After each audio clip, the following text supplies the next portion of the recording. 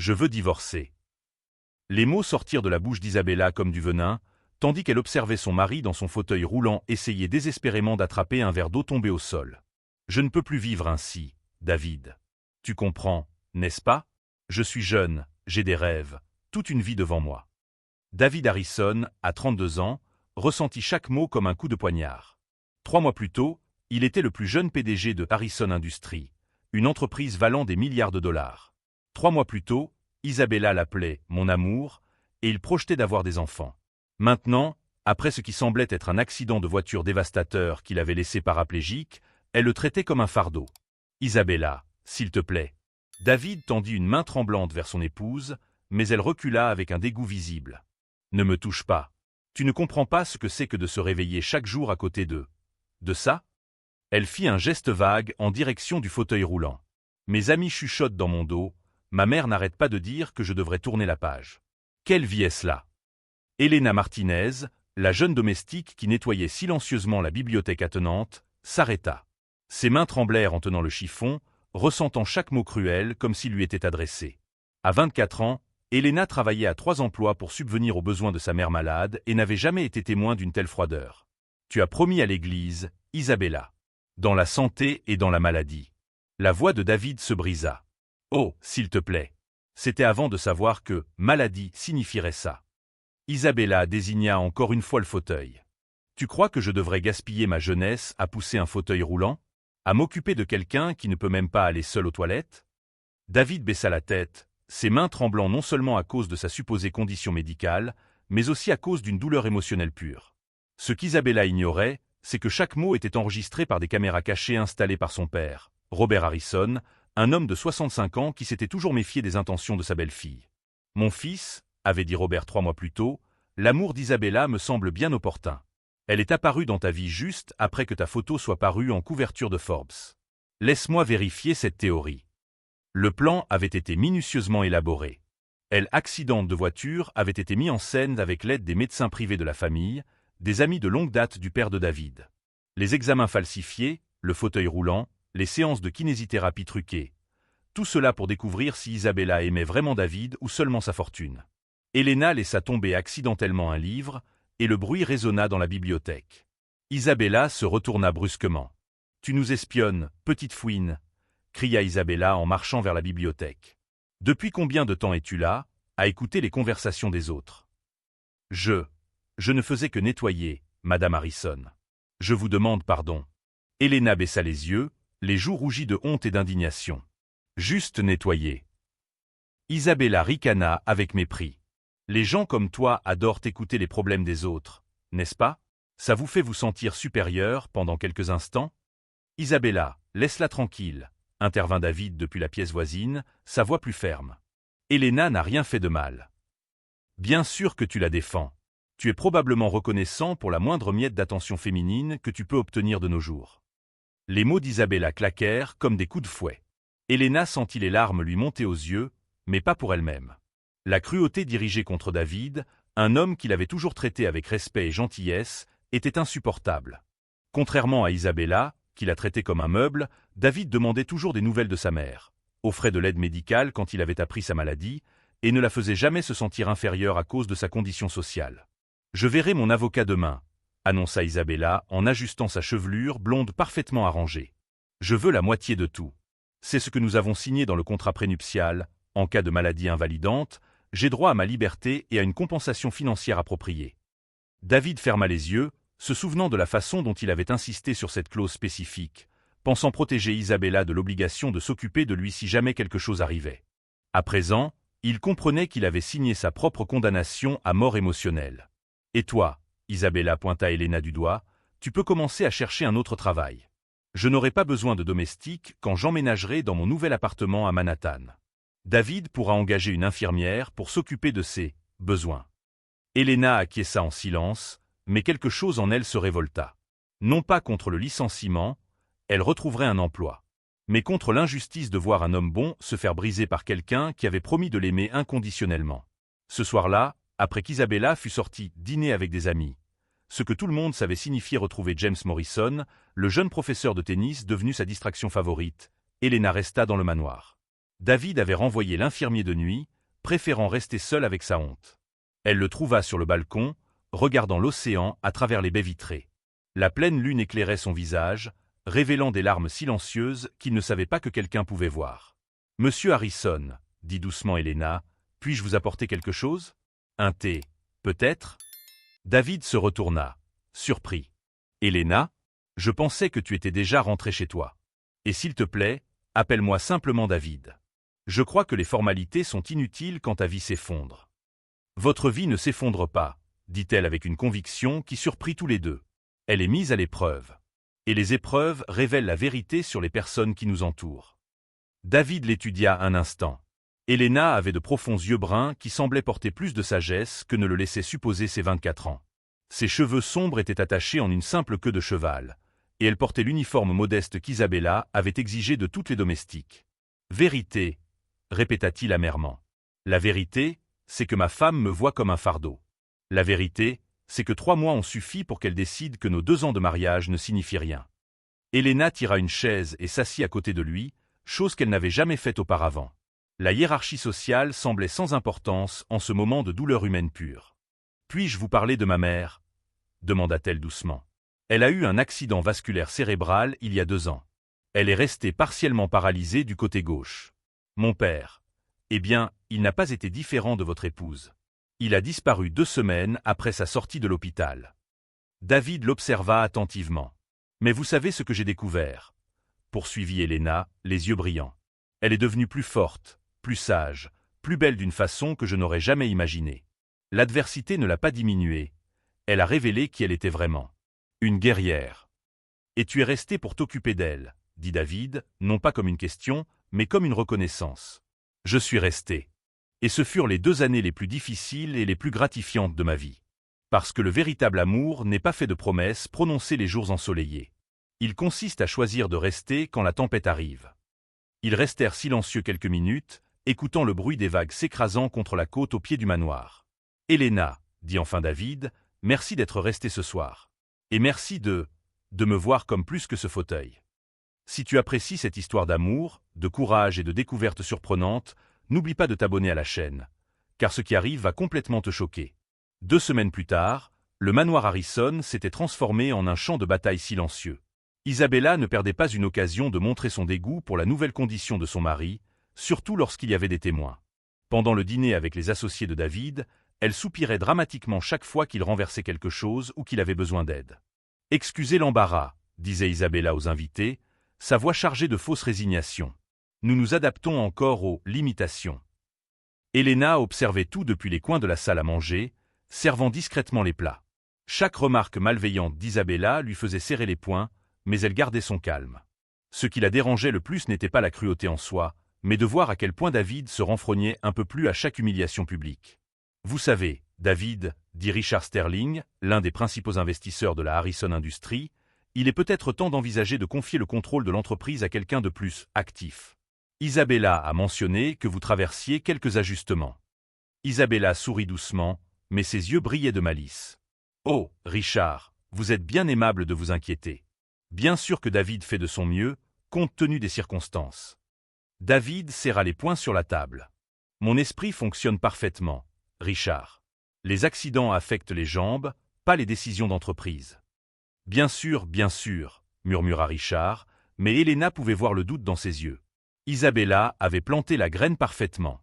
Après le dîner, tandis qu'Helena aidait David à se mettre au lit, il explosa enfin. « Elle essaie aussi de me détruire professionnellement. Le mariage ne lui suffisait pas. Maintenant, elle veut mon entreprise. »« Pourquoi ne dites-vous rien ?» demanda Helena en rangeant les faux médicaments qu'il devait prétendre prendre. « Pourquoi la laissez-vous parler ainsi devant vos associés ?» David s'arrêta, réalisant qu'il avait commencé à faire confiance à Helena d'une manière qu'il n'aurait jamais imaginée. Ces 2 dernières semaines, elle était devenue plus qu'une employée. Elle était la seule personne qui le traitait comme un être humain à part entière. « Parce que, soupira-t-il, une partie de moi veut croire qu'elle peut encore changer. Que le choc initial passera et qu'elle se souviendra pourquoi elle s'est mariée avec moi. » Helena le regarda avec un mélange de compassion et de frustration. « David, puis-je vous poser une question personnelle ?» Il acquiesça. « Croyez-vous vraiment qu'elle s'est mariée par amour ?» La question resta suspendue dans l'air comme une accusation. David avait évité d'affronter cette possibilité, mais les actions d'Isabella ces dernières semaines rendaient difficile de maintenir l'illusion. Elle m'a dit qu'elle m'aimait, répondit-il faiblement.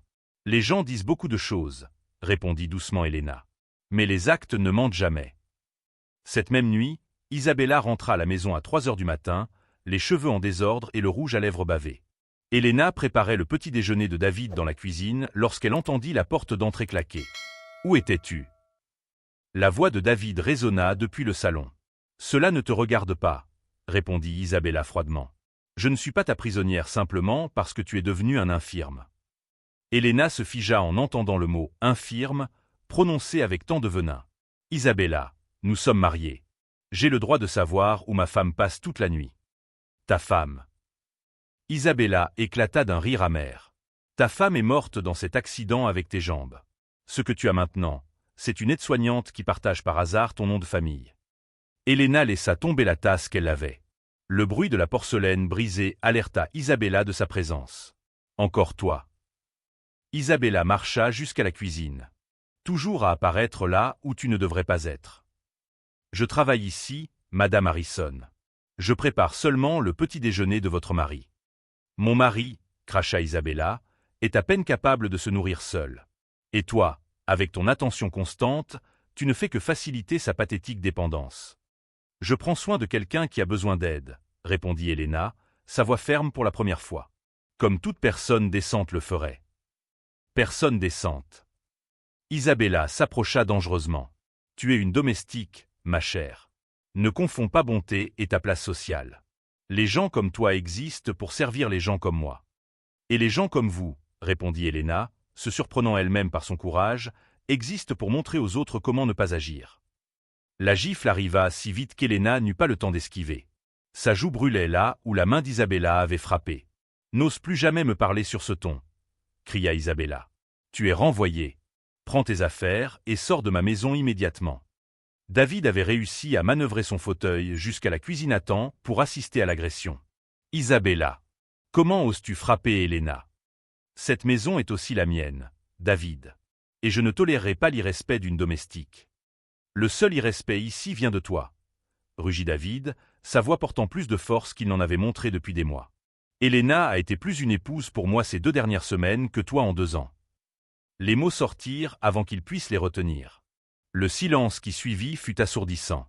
Isabella regarda David puis Elena, ses yeux se plissant. « Ah, donc c'est ça. L'infirme est tombé amoureux de la petite domestique. » Isabella. David était mortifié. « Non, non, ça explique beaucoup de choses, » continua Isabella, sa voix prenant un ton venimeux. « Voilà pourquoi tu la défends tant. Voilà pourquoi elle est toujours là, à s'occuper du pauvre petit impuissant. » Elena sentit des larmes d'humiliation lui brûler les yeux, mais pas pour elle, pour David, qui était détruit par celle qui avait promis de le protéger. « Tu sais ce qu'il y a de plus pathétique. » Isabella rit cruellement. « Elle a probablement pitié de toi. Ce n'est pas de la passion, David, c'est de la charité. Elle te voit comme une œuvre de charité. »« Arrête !» explosa finalement Elena, sa voix résonnant dans la cuisine. « Comment peux-tu être si cruel avec quelqu'un qui t'a aimé ? Comment peux-tu regarder un homme bon et ne voir que des limites ? Parce que je ne vais pas gaspiller ma vie avec un homme qui ne peut même pas. »« Ne peut même pas quoi ?» l'interrompit Elena. « Ne peut pas t'aimer ? Ne peut pas te donner de l'affection ? Ne peut pas te faire rire ? Parce que ce sont les seules choses qui comptent vraiment. » Isabella resta momentanément sans voix face à la passion dans la voix d'Elena. « Tu veux savoir la différence entre nous deux ?» continua Elena, les mots coulant comme un barrage rompu. « Quand je regarde David, je vois un homme intelligent, gentil, drôle, qui traite tout le monde avec respect. Quand tu le regardes, tu ne vois que ce que tu as perdu, pas ce qu'il a encore. »« Et qu'est-ce que j'ai encore, exactement ?» demanda Isabella sarcastiquement. « Un homme qui t'aime encore malgré tout ce que tu as fait. Un homme qui espère encore que tu redeviendras la personne dont il est tombé amoureux. Mais surtout, » Elena regarda Isabella droit dans les yeux, « tu as la chance d'être rappelé comme quelqu'un qui est resté quand les choses sont devenues difficiles, pas comme quelqu'un qui a fui à la première adversité. » Isabella resta silencieuse un long moment, comme si les paroles d'Elena avaient traversé une couche de son armure émotionnelle. Un instant, Elena crut voir une lueur de remords dans les yeux de l'autre femme. Mais alors Isabella redressa les épaules et l'instant passa. « Comme c'est romantique, » dit-elle froidement. « La domestique qui défend son maître infirme. Mais voici la réalité, Elena. Demain, j'ai rendez-vous avec mon avocat. Je vais demander la moitié de tout ce que possède cet homme, et je l'obtiendrai. Et toi? Tu continueras à être exactement ce que tu as toujours été. Une pauvre domestique qui nettoie les saletés des autres. Sur ces mots, Isabella sortit de la cuisine, ses talons résonnant dans le couloir de marbre. Le lendemain matin, David se réveilla avec une détermination qu'il n'avait pas ressentie depuis des mois. La confrontation de la nuit précédente avait été un tournant, non seulement à cause des paroles cruelles d'Isabella, mais à cause du courage qu'Elena avait montré en le défendant. Pour la première fois depuis l'accident, il sentait que quelqu'un le voyait comme un homme complet, et non comme une victime. Elena arriva tôt, comme toujours, mais il y avait quelque chose de différent dans son attitude. La gifle d'Isabella avait laissé une marque subtile sur son visage, mais c'était la lueur déterminée dans ses yeux que David remarqua en premier. « Comment vous sentez-vous » demanda-t-elle gentiment, en préparant le petit déjeuner. « Différemment » répondit David honnêtement. « Elena, à propos de ce qu'Isabella a dit hier soir, sur le fait que tu aurais pitié de moi. »« Arrête » l'interrompit Elena en posant une tasse fumante devant lui. « Isabella ne sait rien de ce que je ressens. Et franchement, ce ne sont pas ses affaires. » David scruta le visage d'Elena. Il y avait quelque chose qu'elle ne disait pas, quelque chose qui flottait entre eux comme une confession non prononcée. Le téléphone de David sonna, interrompant le moment. C'était son père. « David, il faut qu'on parle. Maintenant. » 1 heure plus tard, Robert Harrison arriva au manoir avec une expression sombre. Elena se retira discrètement dans la bibliothèque, mais Robert l'appela de nouveau. « Elena, s'il te plaît, reste. Ce que j'ai à dire te concerne aussi. » Elle hésita, regardant David, qui lui fit un signe d'encouragement. « Mon fils, » commença Robert, « les enregistrements des dernières semaines ont révélé exactement ce que je soupçonnais à propos d'Isabella. Mais ils ont aussi révélé quelque chose que je ne m'attendais pas. » David fronça les sourcils. « Quels enregistrements ?» Robert soupira profondément. « David, il est temps que tu connaisses toute la vérité. L'accident n'a jamais eu lieu. » Le silence dans la pièce fut total. Elena eut l'impression que le sol s'était dérobé sous ses pieds. « Quoi » murmura David. « Tu n'es pas paralysé, mon fils. Tu ne l'as jamais été. Tout a été une mise en scène élaborée pour tester l'amour d'Isabella. Les médecins, les examens, la physiothérapie. Tout a été coordonné pour découvrir si elle t'aimait vraiment ou seulement ta fortune. » Elena porta la main à sa bouche, choquée. « Vous pouvez marcher. » David regarda d'abord Elena, puis son père, son esprit traitant la bombe qui venait d'exploser dans sa vie. « Pendant ces 3 mois, » continua Robert, « nous avons installé des caméras dans toute la maison. Chaque conversation, chaque moment intime, chaque cruauté a été documentée. Nous avons suffisamment de preuves pour annuler toute réclamation qu'Isabella pourrait faire lors du divorce. »« Père, » dit David lentement, « vous m'avez fait mentir à ma femme pendant 3 mois. »« Je t'ai sauvé d'une femme qui aurait détruit ta vie et ton entreprise, » répondit Robert fermement. « Isabella a commencé à avoir des liaisons 2 semaines après ton accident. Elle a des rendez-vous réguliers avec James Morrison et a déjà consulté 3 avocats différents pour maximiser son accord de divorce. » Elena se sentait étourdie. L'homme dont elle avait pris soin, pour lequel elle avait développé des sentiments profonds, n'avait jamais eu besoin de son aide. Pire encore, il lui avait menti tous les jours. « Elena » appela David, remarquant son expression horrifiée, « je peux expliquer. »« Tu as menti » murmura-t-elle. « À moi. À tout le monde. J'ai pris soin de toi, je me suis inquiété pour toi, et tu faisais semblant tout le temps ?»« Ce n'était pas censé se passer ainsi, » dit David désespérément. « Je n'avais pas prévu de m'attacher à toi. Je n'avais pas prévu que tu t'attaches à moi. »« T'attacher ?» Elena rit amèrement. « Je suis tombée amoureuse de toi. Je pensais aider quelqu'un dans le besoin, mais tu faisais juste du théâtre ?» Robert observa l'échange entre les deux avec un intérêt croissant. « Attendez, vous êtes tombés amoureux tous les deux ?» Elena rougit profondément, réalisant ce qu'elle venait de confesser. « Je dois y aller. »« Elena, non, » supplia David, essayant de l'atteindre depuis sa chaise. « S'il te plaît, laisse-moi expliquer. »« Expliquer quoi ?» se retourna-t-elle, des larmes coulant sur son visage. « Que j'ai été idiote. Que je suis tombée dans la même mise en scène que ta femme, mais pour la raison opposée. Tu ne comprends pas. » David se leva brusquement de son fauteuil roulant. Elena haleta, reculant.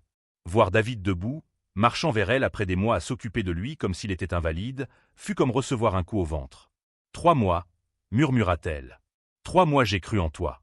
J'ai changé des couches, aidé pour la douche, tenu ta main quand tu pleurais la nuit en pensant qu'Isabella ne pouvait pas voir. Et toi, tu mentais sur tout? Sur la paralysie, oui, admit David, s'approchant prudemment. Mais pas sur les sentiments. Pas sur ce que j'ai ressenti quand tu étais à mes côtés. Pas sur la façon dont tu m'as fait sentir humain à nouveau. Arrête. Elena leva la main.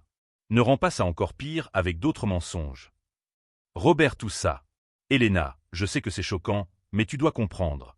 Mon fils avait besoin de découvrir qu'il aimait vraiment. Et franchement, les enregistrements montrent que tu as été la seule personne à le traiter avec un amour véritable pendant toute cette période. Amour véritable basé sur un mensonge gigantesque, cria Elena, perdant son calme. Comment puis-je faire confiance à n'importe quel sentiment quand tout a été construit sur le mensonge? David s'approcha davantage. Parce que les sentiments sont réels, Elena.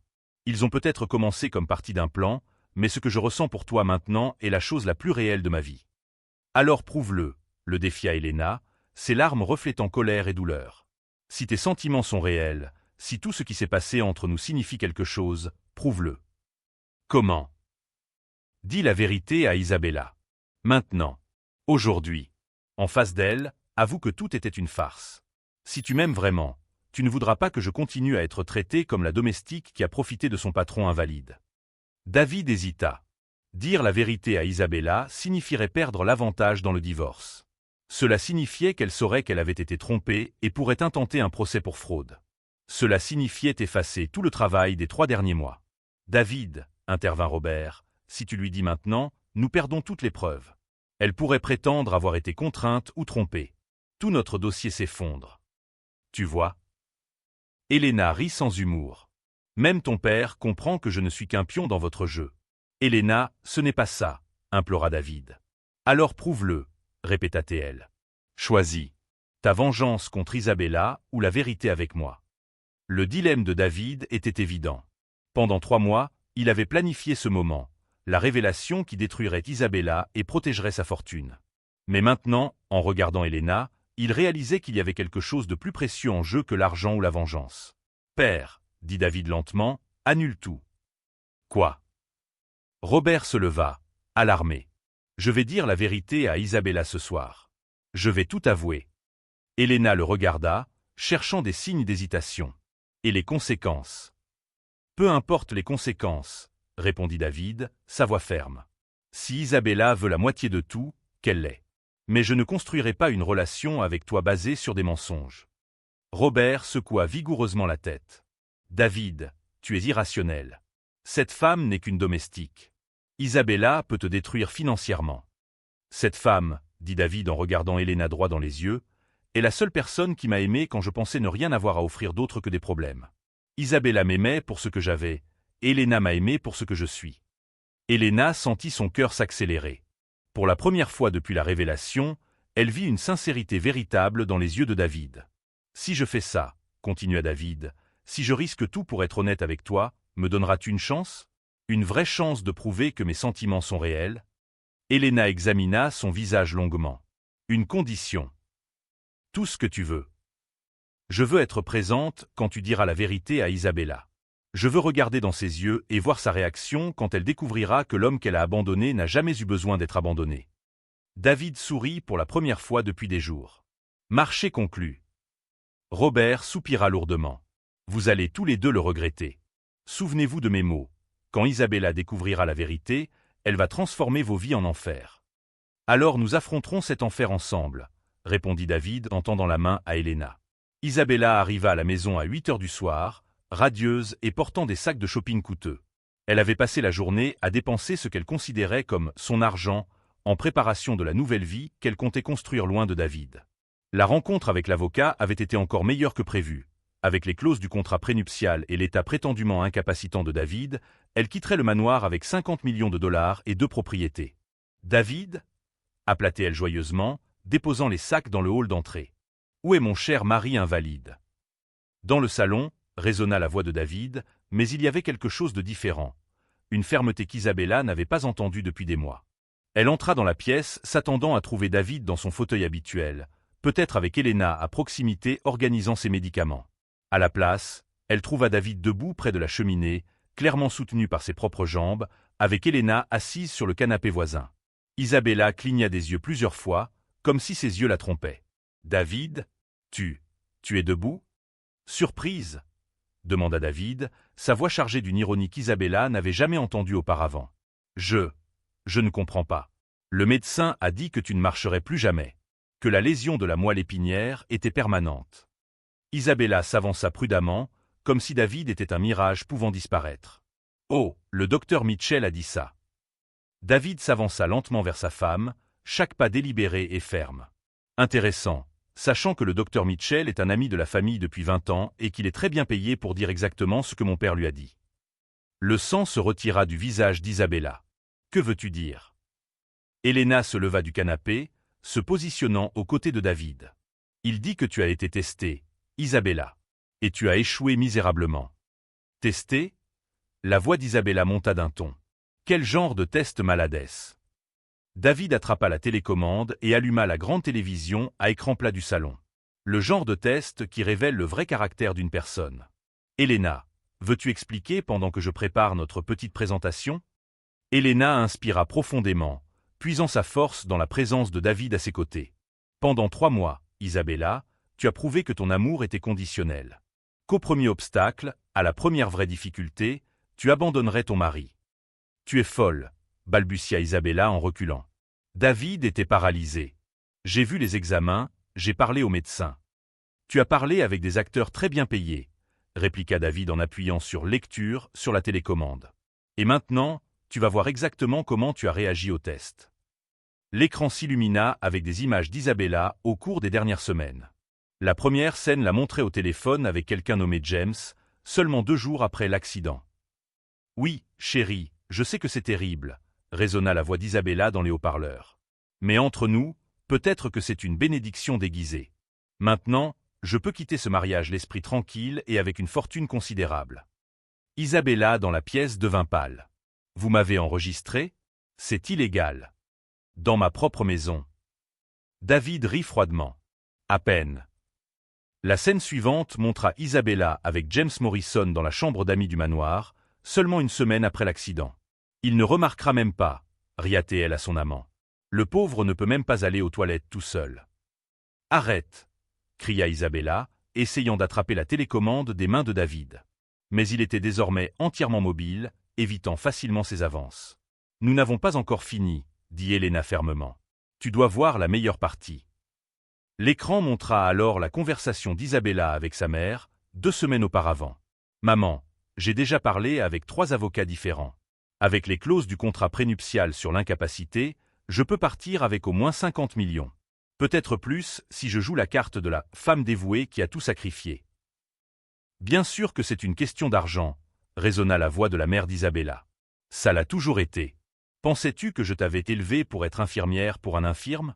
Prends ce que tu peux et trouve un homme qui peut vraiment te donner la vie que tu mérites. » Isabella était maintenant complètement pâle, tremblante de manière visible. « Vous ne pouvez pas utiliser ça contre moi. J'étais sous le choc. Les gens disent des choses quand ils sont traumatisés. » Traumatisés. Elena s'approcha, sa voix basse mais chargée de fureur contenue. « Tu veux voir le vrai traumatisme, Isabella ?» Elena sortit son téléphone et montra une photo de sa mère en fauteuil roulant, souriant courageusement malgré sa paralysie visible. « Voici ma mère. Elle a vraiment eu un AVC. Elle est vraiment devenue paralysée. Et sais-tu ce que mon père a fait en premier ?»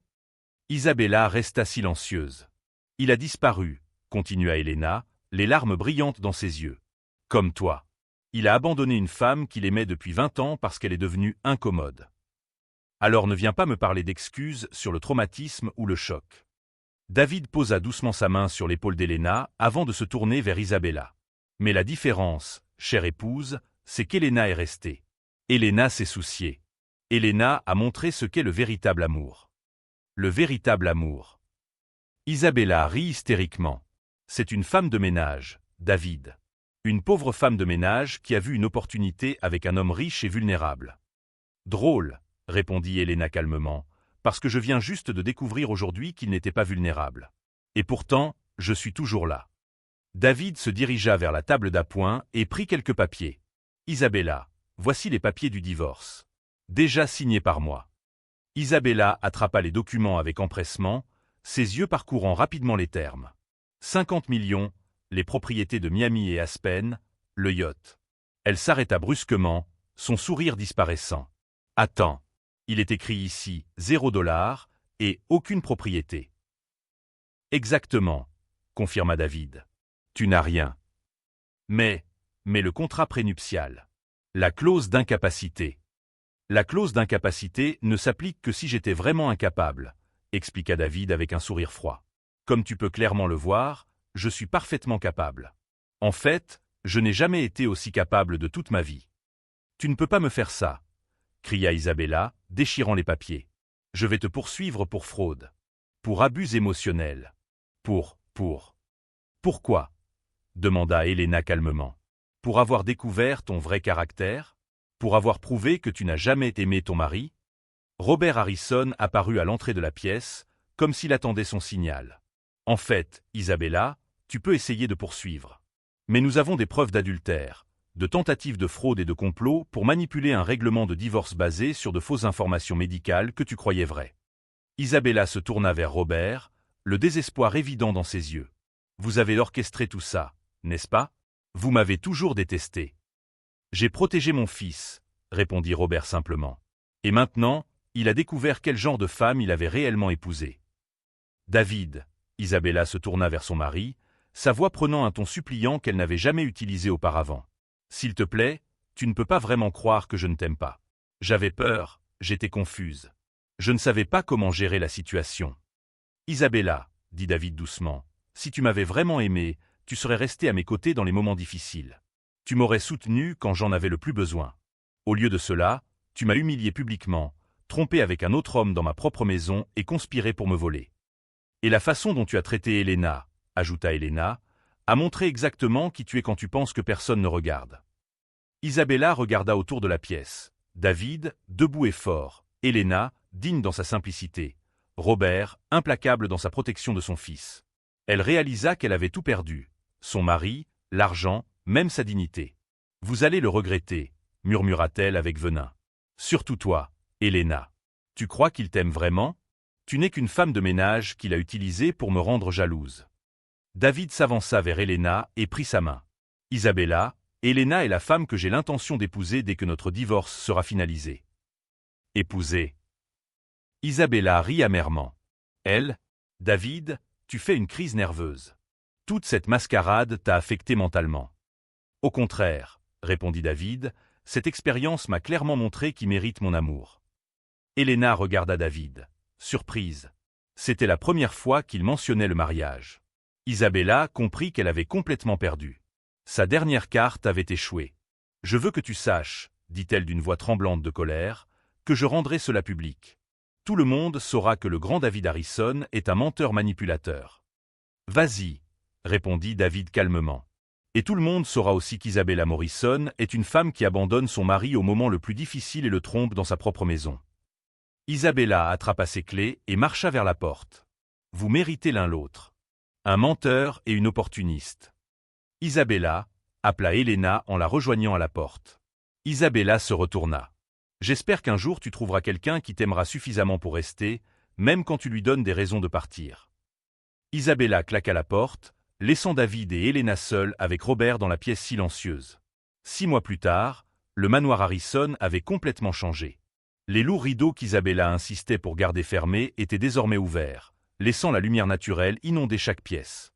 Le jardin, auparavant méticuleusement formel et froid, présentait maintenant des parterres de fleurs colorées que Helena avait plantées de ses propres mains.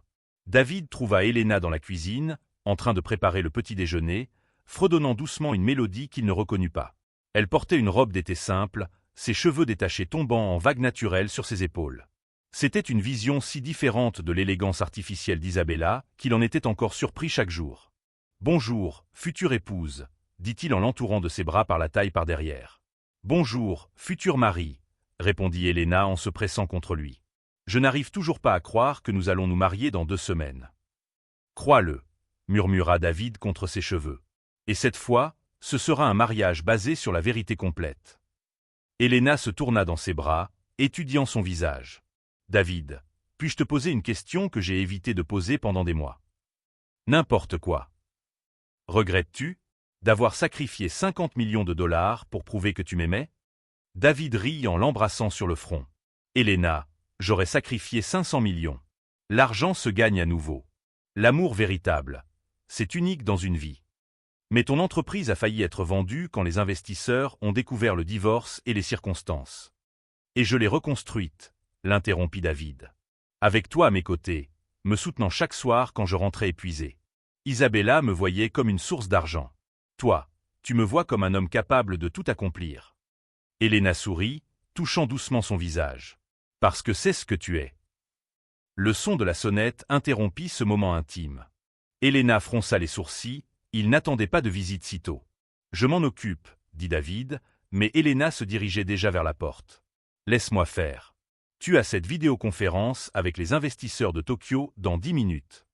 Elena ouvrit la porte et trouva une femme qu'elle ne reconnut pas immédiatement. Elle était trop maigre, avec de profondes cernes et des vêtements autrefois chers mais désormais usés. Il lui fallut quelques secondes pour réaliser qu'il s'agissait d'Isabella. « Que veux-tu ici » demanda Elena, gardant la main sur la poignée.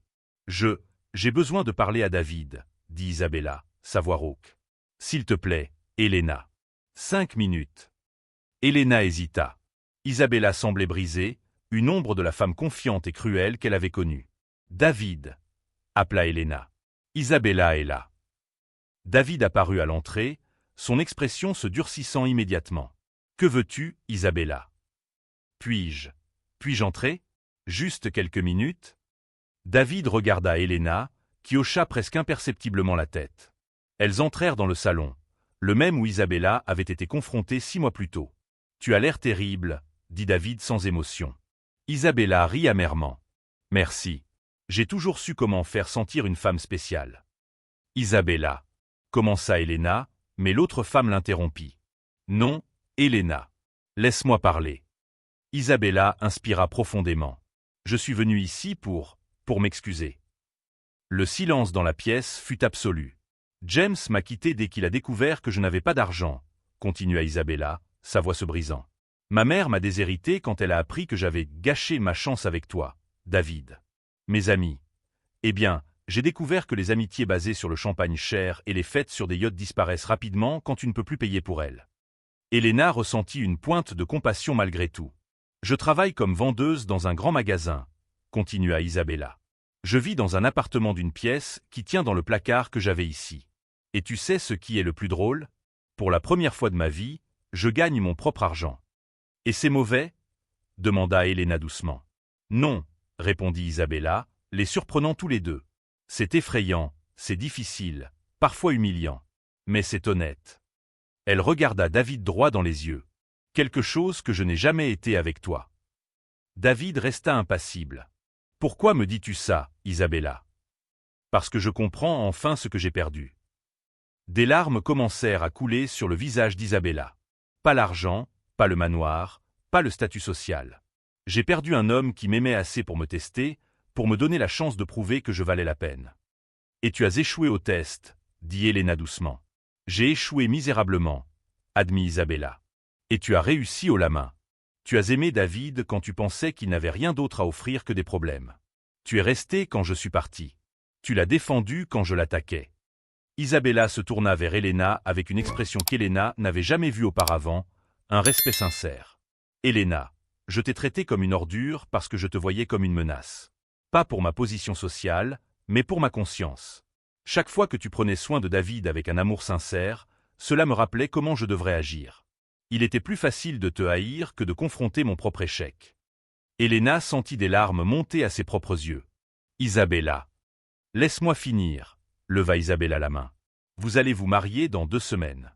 Je l'ai vu dans le journal mondain. Ironique, non ? La section que je lisais religieusement écrit « Maintenant sur l'homme que j'ai abandonné. » David parla enfin. « Que veux-tu, Isabella ? Pardon ? Argent ? Une seconde chance ?» Isabella secoua la tête. « Je veux que vous soyez heureux. Vraiment heureux. Et je veux que vous sachiez que, pour ce que ça vaut, vous méritez l'un l'autre. » Elle se leva, essuyant les larmes de son visage. « Elena, tu es une femme meilleure que je ne serai jamais. David, tu as toujours su voir le cœur des gens, sauf le mien, mais c'était ma faute, pas la tienne. Isabella, Elena se leva aussi. « Que vas-tu faire maintenant ?»« Vivre, » répondit Isabella simplement. « Vraiment vivre, pour la première fois de ma vie. Découvrir qui est Isabella quand elle n'essaie pas d'impressionner quelqu'un ou d'obtenir quelque chose. »« C'est mature, » dit David prudemment. « Mature et 6 mois en retard, » rit tristement Isabella. « Mais mieux vaut tard que jamais, non ?» Elle marcha vers la porte, puis se retourna une dernière fois. « David, Elena, s'il vous plaît, soyez heureux. Ne gaspillez pas l'amour que vous avez. Il est plus rare que je n'aurais jamais imaginé. » Après le départ d'Isabella, David et Elena restèrent silencieux quelques minutes. « Elle a changé, » dit enfin Elena. « La vie a une façon d'enseigner des leçons difficiles, » répondit David. « Certaines personnes apprennent, d'autres non. As-tu pitié d'elle » David considéra la question. « J'ai pitié de la femme qu'elle était. Mais j'ai de l'espoir pour la femme qu'elle peut devenir. » Elena se blottit dans les bras de David. C'est étrange. Pendant si longtemps, elle a été notre antagoniste, notre source de douleur. Et maintenant? Maintenant, elle est juste une personne essayant de trouver son chemin, compléta David. 2 semaines plus tard, le manoir Harrison était transformé pour le mariage le plus intime qu'Elena ait jamais pu imaginer. Il n'y avait pas des centaines d'invités comme au premier mariage de David avec Isabella. À la place, environ 50 personnes qui comptaient vraiment étaient présentes. Employés fidèles de l'entreprise, vrais amis, et la mère d'Elena, qui avait voyagé spécialement pour voir sa fille se marier. Elena marchait dans l'allée improvisée dans le jardin, portant une robe simple mais élégante qu'elle avait choisie elle-même. Pas créée par un couturier célèbre, mais achetée dans une boutique qu'elle pouvait se permettre avec son propre salaire en tant qu'administratrice de Harrison Industries, poste que David avait insisté pour qu'elle accepte. « Avez-vous écrit vos propres vœux ?» demanda le juge. David hocha la tête, sortant une feuille froissée de sa poche. « Elena, quand je t'ai rencontrée, tu n'étais que la domestique qui nettoyait silencieusement notre maison.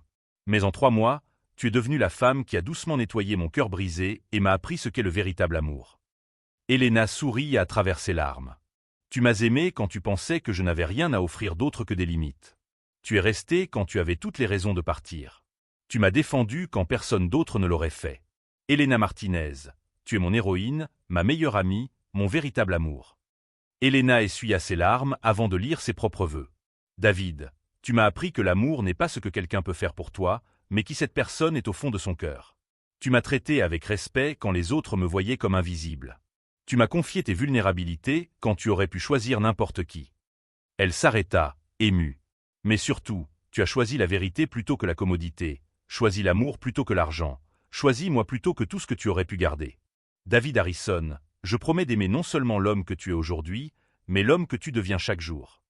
Veuillez échanger les alliances. » Alors que David plaçait l'alliance simple au doigt d'Elena, il murmura « Pour toujours, mon amour. » Dans les tempêtes et au soleil. Elena mit son alliance, chuchotant en retour « Pour toujours. Dans ce qui viendra et ce qui sera. Par le pouvoir qui m'a été conféré, je vous déclare mari et femme. Vous pouvez embrasser la mariée. » Alors que David et Elena s'embrassaient sous le ciel bleu, entourés de personnes qui les aimaient sincèrement, Robert Harrison observait, les larmes aux yeux. Son plan avait fonctionné au-delà de ses attentes les plus folles. Non seulement il avait sauvé son fils d'une femme qui l'aurait détruit, mais il avait aidé à trouver la femme qui le compléterait. 1 an plus tard, David était dans la salle d'hôpital, tenant sa fille nouveau-née, Sophia Harrison, pendant qu'Elena se reposait dans le lit. Le bébé avait les yeux marrons profonds de sa mère et le sourire de son père. « Elle est parfaite, » murmura Elena. « Comme sa mère, » répondit David, embrassant le front de son épouse. L'infirmière entra pour vérifier Elena. « Vous avez reçu quelques fleurs. Puis-je les apporter ?»« Bien sûr, » dit Elena. L'infirmière revint avec un bouquet simple mais joli de marguerites blanches.